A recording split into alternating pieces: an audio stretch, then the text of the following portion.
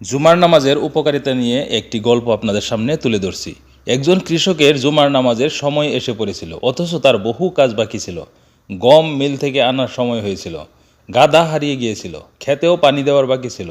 প্রথমে দ্বিধায় পড়লেও শেষে তিনি আল্লাহর ডাকে সাড়া দিয়ে জুমার নামাজে চলে যান। নামাজ শেষে ফিরে এসে তিনি দেখলেন পরিবার রুটি বানাচ্ছে, গাধাটি গোহালিতে আছে, আর খেতেও পানি দেওয়া হয়ে গেছে। তিনি অবাক হয়ে জানতে চাইলেন তার স্ত্রীর কাছে, এসব কিভাবে সম্ভব? তিনার স্ত্রী বলল, আমাদের বাড়ির কাছের একজন লোক মিলে গিয়েছিলেন গম ভাঙাতে, তখন আমাদের গমগুলো ভাঙিয়ে নিয়ে আসে। গাদার বিষয়ে জানতে চাইলে তিনি বললেন, আমি দেখতে পেলাম একটি বাঘ গাদাটিকে দৌড়ে নিয়ে আসছে। গাদাটি দৌড়ে এসে গোহালিতে ঢুকে গেছে, বাঘটি চলে গেছে। তারপর তিনি ক্ষেতের বিষয়টি জানতে চাইলে তিনি বললেন, আমাদের ক্ষেতের পাশের একজন লোক তিনার ক্ষেতে পানি দিচ্ছিলেন।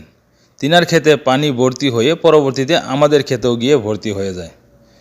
কৃষক কেঁদে আল্লাহর শুকরিয়া আদায় করলেন, বললেন, হে আল্লাহ, তুমি সবচেয়ে উত্তম পরিকল্পনাকারী।